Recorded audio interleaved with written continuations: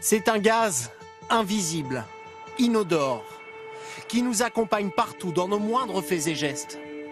Le dioxyde de carbone. Nous le produisons sans même nous en rendre compte.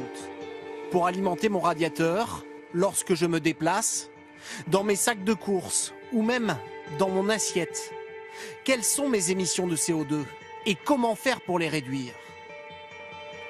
Pour le savoir, j'ai voulu faire mon propre bilan carbone.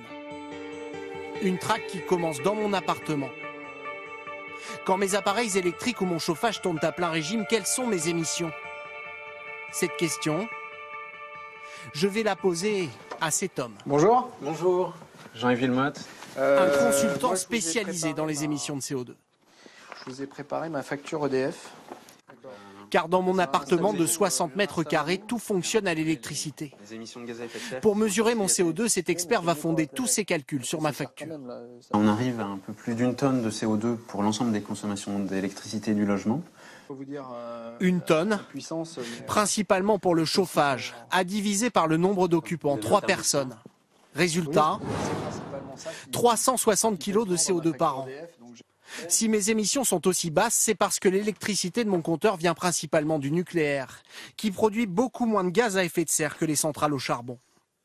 Mais l'inventaire commence à peine, car voici mon scooter. Pour aller au travail, je parcours 18 km chaque jour. Et en émissions, ces déplacements pèsent beaucoup plus lourd que mon logement. Scooter, par kilomètre, ça va être 170 grammes de CO2. Et donc sur vos 18 km, ça va faire 3 kg de CO2 par jour pour l'aller-retour domicile-travail. Au total, pour 6000 km parcourus par an, j'émets 1 tonne de CO2. En voiture, j'aurais émis davantage, 1,5 tonnes. Mais en ville, il y a aussi beaucoup plus propre. Le vélo, 0 CO2, et les transports en commun. En métro, mes émissions seraient de seulement 41 kg par an. Si je produis autant de gaz à effet de serre, c'est aussi parce que ma consommation a changé. Mes vêtements, parkas, jeans, baskets, des produits importés. 20 kg de CO2 ce soir-là. Toujours plus. Mais aussi mes produits électroniques, comme ces téléphones portables. Pas du tout de vrais poids plumes dans mes poches. Et pourtant... Deux smartphones, là, vous avez 100 kg de CO2, donc plus que votre poids en carbone dans vos poches. Ce CO2 invisible, je le retrouve sur ma liste de courses. Chez le primeur, 100 grammes de CO2 seulement par kilo de poire, des fruits de saison qui n'ont parcouru que quelques kilomètres jusqu'à l'étalage. Mais pour une compote de fruits au supermarché, c'est 5 fois plus, à cause de l'emballage et de la chaîne du froid.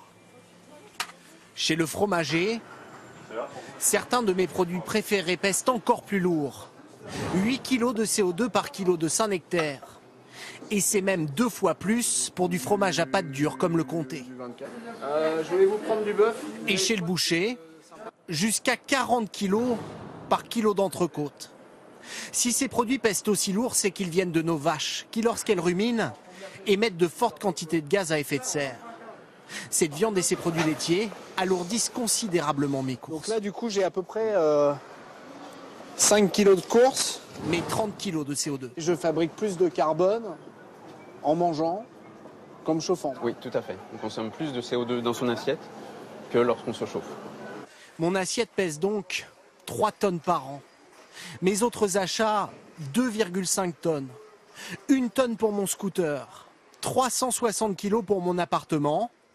Et 1,7 tonne supplémentaire pour les services publics comme les écoles et les hôpitaux. Au total, 8,5 tonnes de CO2 chaque année. Un peu moins que la moyenne nationale, 10,5 tonnes par Français. Un bilan carbone qui, malgré tous nos efforts, a augmenté ces dernières années.